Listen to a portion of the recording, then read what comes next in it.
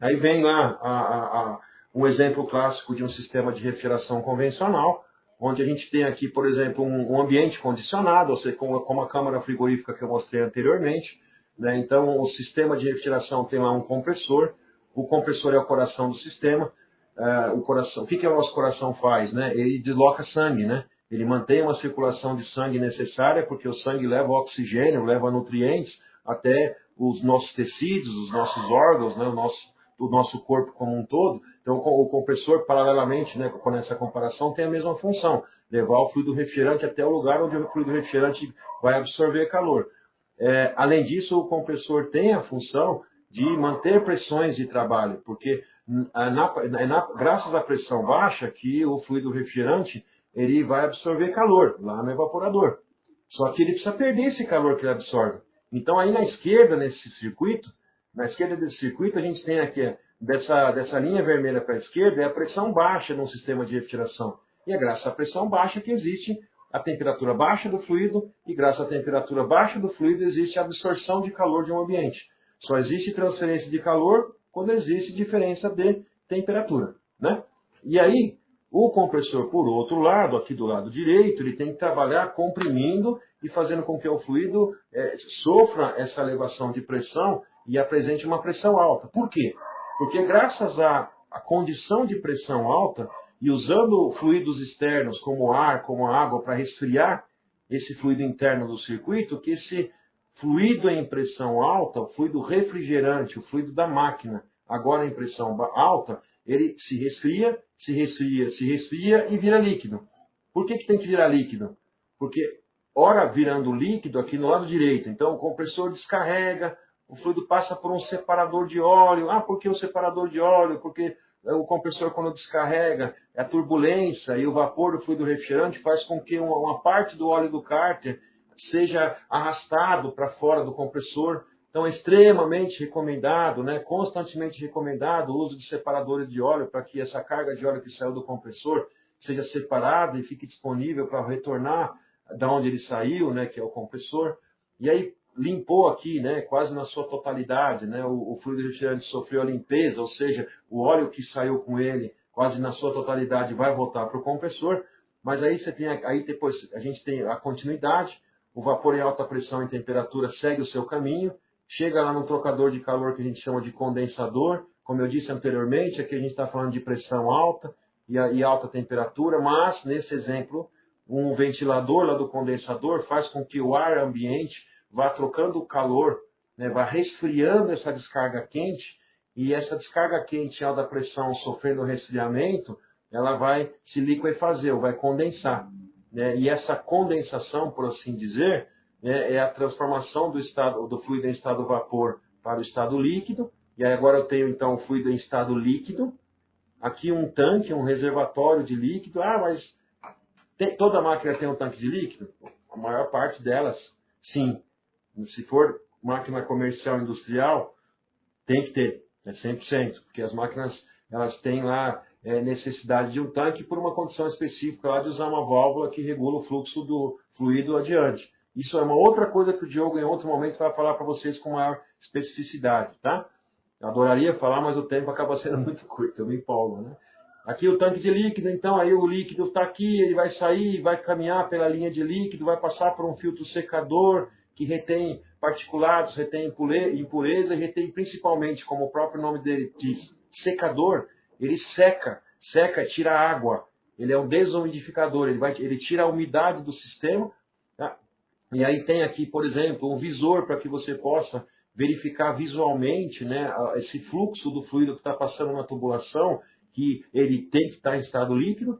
Tá? E caso ele não tiver, ou situações às quais ele não estiver, o Diogão também vai falar no momento certo, tá? Aí o visor da linha de líquido, e aí vai caminhar pela linha de líquido, vai chegar lá na frente, próximo da câmara frigorífica, lá, entrando no evaporador, tem lá uma válvula solenoide. Essa válvula solenoide, que ela é comandada a partir, por exemplo, da atuação de um controlador, que enxergando que a temperatura do ambiente está alta, mantém aqui um relé fechado, ou, dependendo do controlador, vai mandar tensão aqui para essa bobina da solenoide, deixando ela ligada, a válvula está aberta e o fluxo fica passando pela válvula. O líquido passa agora por uma outra válvula, que é o dispositivo de expansão, que gera uma perda de carga, uma perda de pressão. Vejam só, pessoal, a gente às vezes vê, o ciclo de refrigeração é uma coisa simples, né? Uma geladeira doméstica, nem a geladeira doméstica é simples. A refrigeração, pessoal, tem uma ciência envolvida muito grande.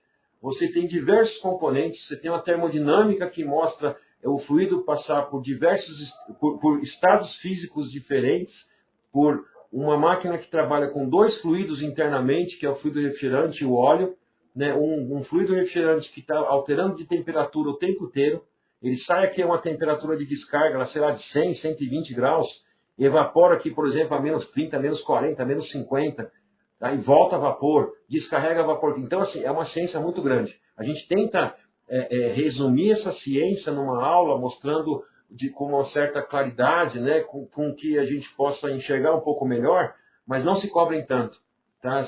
Para quem está começando agora, principalmente, ouvindo eu falar, ou ouvindo os outros professores, os outros convidados falar a respeito de tudo isso aqui, existe, claro, um grau de complexidade, mas se você se dedicar a estudar e dominar, na hora que você vai ver, você está dando aula, você está explicando para o teu funcionário, para o teu colega, para o teu parente, como isso tudo funciona, porque é uma maravilha. Né? Muita coisa acontece num circuito desse tamanho. A gente tem que conhecer de termodinâmica, de mecânica, de hidráulica, de elétrica, de automação, né? E hoje de eletrônica, sabe? E ainda ser psicólogo, né? Porque muitas vezes a gente tem aí problemas que vão muito além da máquina, que são problemas de mau entendimento, né? Pelo próprio proprietário do equipamento ou do usuário do equipamento, que não tem o entendimento, e às vezes não está num bom dia e tenta explicar em você uma situação que não tem nada a ver com o contexto. Mas vamos lá.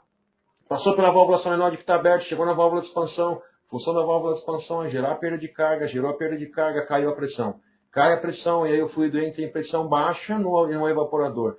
Pressão baixa significa temperatura baixa. E graças à temperatura baixa, esse fluxo desse fluido, com o auxílio de um ventilador, por exemplo, numa câmara frigorífica, vai tirando o calor do ambiente, vai tirando o calor do ambiente, vai tirando o calor do ambiente, até que em algum momento o controlador, enxergando que a temperatura chegou naquilo que é o set point, ou ponto de ajuste, ou objetivo, que é manter uma carga de alimentos ou de produtos a uma certa temperatura, chegou na temperatura, e aí a partir dos ajustes, né, dos diferenciais, por exemplo, o controlador vai desligar a bobina, desligando a bobina fecha a válvula, fechando a válvula, interrompe o fluxo, e aí o compressor vai entrar em estado que a gente chama de pump down.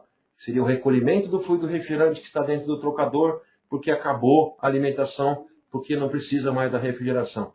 Mas enquanto não tem o pump down, enquanto não tem o recolhimento, o fluxo ele é garantido pelo compressor que está ligado, funcionando, e aí o vapor vai sendo aspirado, né? Porque esse fluido que ora entrou aqui em estado líquido, ou quase todo em estado líquido, está ganhando calor, ganhando calor, ganhando calor, e a válvula de expansão também controla uma outra variável chamada superaquecimento. E o superaquecimento é o quanto o fluido aquece a partir daquele momento, daquela temperatura que começou a evaporar. Então, por exemplo, é uma máquina que tem temperatura de evaporação de menos 30 graus. Com temperatura de... como é que eu sei essa temperatura de evaporação qual é? Onde é que está marcado isso aí?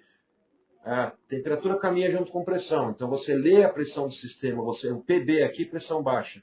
Você vai ler a pressão baixa do sistema, e a partir dessa pressão lida, você vai verificar num aplicativo de pressão com temperatura, de acordo com o fluido refrigerante, você vai entrar num aplicativo e verificar para aquela pressão qual é a temperatura que o fluido muda de estado físico. Você tem diversas possibilidades de aplicativos, você tem réguas, você tem tabelas na internet. Então, o que a gente usa é o mesmo aplicativo de celular, ou aquela reguinha, né? Então, você viu lá, por exemplo, a minha máquina trabalha com 10 psi de pressão, e o fluido refrigerante é 404A. Aí você vai ver lá, 10 psi de pressão, salvo engano, aí vai dar aqui, mais ou menos em torno de 30 graus negativos. Então você sabe que naquela pressão o fluido evapora 30 graus negativos. O que isso tem a ver com superaquecimento? Então ele está evaporando a 30 graus negativos, está ganhando calor, ele sai aqui um pouco mais quente.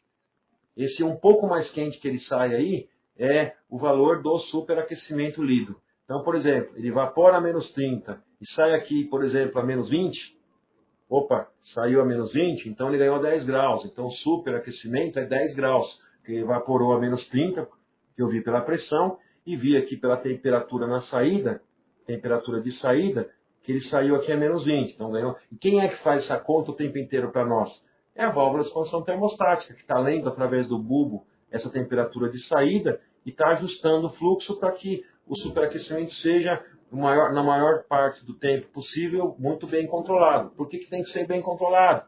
Porque se o superaquecimento é desviado, se o fluido entra líquido e não ganha calor suficiente para vaporizar, ele vai voltar para o compressor ainda em estado líquido. E se o fluido volta para o compressor ainda em estado líquido, pá, é calço hidráulico, é golpe hidráulico, tá? É limpeza de óleo, é diluição de óleo, é quebra de compressor. E a quebra de compressor é responsável aí por praticamente 90, o retorno de líquido, ou melhor, o retorno de líquido, né, por uma falha ou de monitoramento de válvula de expansão, ou uma falha devido a um bloqueio por gelo, ou queima de resistência de gelo, ou queima de ventilador, ou seja lá o que for, o retorno de líquido de refrigerante ao compressor é responsável por 90%, né, das ocorrências de quebras de compressores, das ocorrências de parada de máquina de refrigeração. Por que isso aconteceu? Faltou manutenção, né? ou faltou conhecimento, né, para que... Apesar de faltar conhecimento, também está dentro da esfera faltar manutenção, né? E o que acontece no final é prejuízo. E o prejuízo, quando a gente fala, não é só o prejuízo do compressor que precisa da remanufatura, né? O prejuízo, quando a gente fala, imagina lá uma câmara de sorvete, uma câmara de carne, que tem lá 100 mil reais de produto armazenado e queimou um compressor e não tem um compressor de redundância. Então, o prejuízo do compressor é o maior prejuízo daquilo que está lá dentro, que vai perder a qualidade, vai apodrecer, isso é muito caro. Por isso a manutenção tem que ser bem feita, né? Por isso a gente tem cada vez mais demonstrar conhecimento, demonstrar segurança para que o proprietário do equipamento saiba que nós dominamos o assunto e possa, por exemplo, confiar em nosso serviço, fechando o contrato de manutenção, né? Confiar em nosso serviço, permitindo com que nós façamos as correções necessárias para que a máquina trabalhe corretamente. E aí vem aqui o retorno na sucção, né? Então existe aqui um componente chamado acumulador de sucção, que é um componente que protege o compressor contra essas variabilidades de fluxo de massa que pode estar voltando em estado líquido por um momento aí que a válvula estava corrigindo um superaquecimento. Então esse acumulador de sucção está lá para poder separar o líquido do vapor, né? Evitando assim que esse líquido volte para o compressor. E aí esse fluxo passa aqui, na verdade esse filtro aqui, pessoal, tem que estar antes, tá? Porque para evitar que sujeira entre nesse acumulador de sucção. Isso aqui eu preciso dar uma corrigidinha aqui nesse slide. Aí passa por um filtro, do filtro vai chegar no compressor, e aí o compressor aspirou esse fluxo, gerou um diferencial de pressão, aumentou a pressão na descarga na máquina, e essa pressão aumentada agora vai novamente caminhar para esse vapor, virar líquido, e o líquido ir para o tanque, e o líquido passar pelo filtro, passar pelo visor, passar pela solenoide e continuar o ciclo. Quem que coordena tudo isso então, né? Então, primeiro tem o cérebro, que é um controlador, que está enxergando lá no local onde as mercadorias estão armazenadas. Esse controlador vai permitir, então, o fluxo passante ou não, através do acionamento de uma válvula solenoide, por exemplo. Daí, aqui embaixo no compressor tem um outro painel, um outro quadro de comando, que de acordo com a pressão que a máquina recebe aqui na entrada, é uma pressão de ajuste a partir de um pressostato, a partir de um controlador que recebe um sinal de um transdutor de pressão. Esse controlador vai estar ligando, ele vai acionar ou vai ligar a bobina de uma contatora e bateu a contatora, vai passar a energia, né, vai passar lá a tensão para que esse compressor seja acionado e volte a trabalhar. E fique trabalhando enquanto o ajuste de pressão baixa, enquanto o valor da pressão estiver igual ou acima do ajuste de pressão baixa setado lá no pressostato ou no controlador. E aí, agora, quando a gente fala de manutenção, pessoal, então pontos muito importantes, né, a se observar numa máquina de refrigeração, né? O superaquecimento, que é essa diferença entre a temperatura de saída do fluido e a temperatura que ele evaporou. Por quê? Com a leitura do superaquecimento, você consegue verificar o estado físico do fluido refrigerante. Quando ele sofre um superaquecimento é porque ele se transforma de líquido para vapor. Tá? Leituras de manutenção, diferencial de pressão em filtro, verificação então de sujidade, né, de obstrução, de saturação de filtro, leitura de temperatura de descarga de um compressor, né, porque tem altas temperaturas de descarga geram a carbonização do fluido lubrificante, né, do óleo do compressor. Como eu disse para vocês, o tempo inteiro o óleo do compressor está saindo, e ele saindo a uma temperatura de descarga muito alta, ele vai sofrer carbonização. Leitura do superaquecimento total, que é o superaquecimento do vapor quando chega aqui no compressor. Leitura de nível de óleo. O compressor tem que estar a carga de óleo do compressor tem que estar entre 1/4 e 3/4 do nível do visor. Leitura de corrente elétrica do compressor conforme indicação do fabricante, a corrente nominal para aquela condição específica de aplicação. Né? Limpeza de trocador de calor, né? Limpeza de evaporador, verificação de operacionalidade de ventilador, verificação de resistência de degelo, tempo de degelo, verificação de limpeza de condensador, que é o trocador de calor que permite com que o fluido vire líquido, verificação de nível de líquido lá no tanque de líquido, verificação de sujidade do filtro secador da linha de líquido, ΔP ou ΔT, né, ou variação de pressão, variação de temperatura vai ser um indicativo de sujidade, de obstrução em filtro. Verificação no visor da linha de líquido, né, a passagem, se existe borbulhamento, como está essa condição do fluxo que circula na tubulação, verificação de integridade de isolamento térmico dos isolantes da linha de baixa pressão do sistema, para que o fluido refrigerante não absorva mais calor do que deveria, né? Verificação da integridade física, se não está em processo de destruição,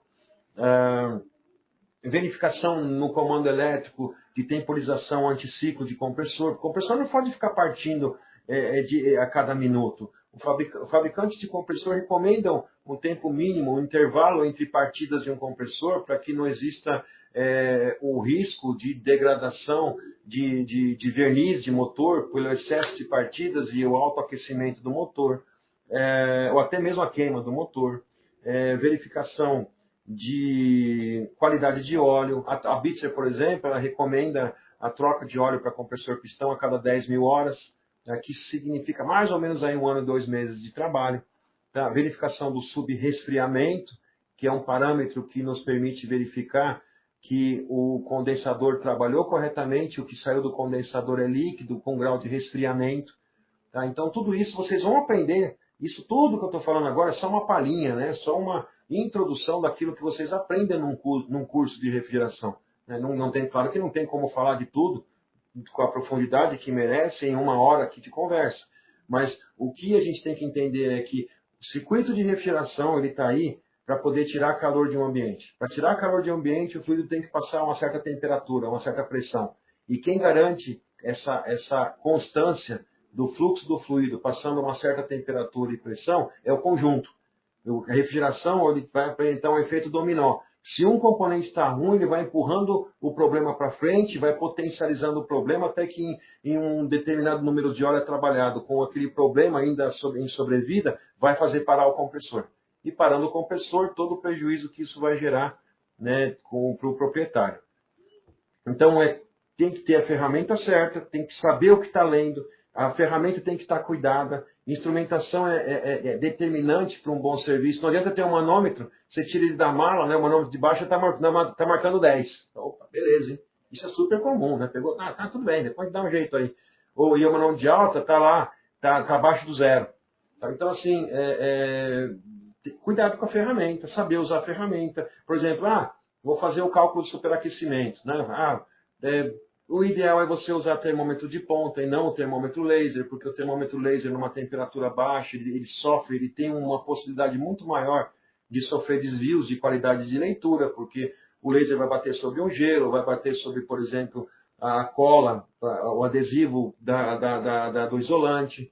Né? Então o ideal é fazer a leitura com o sensor de ponta, e não de qualquer jeito, vai colocar o sensor de ponta bem fixado, com uma cinta plástica, e bem isolado, para que ele leia qual é a temperatura do tubo e não da temperatura ambiente. Então, pessoal, tudo isso você aprende num treinamento.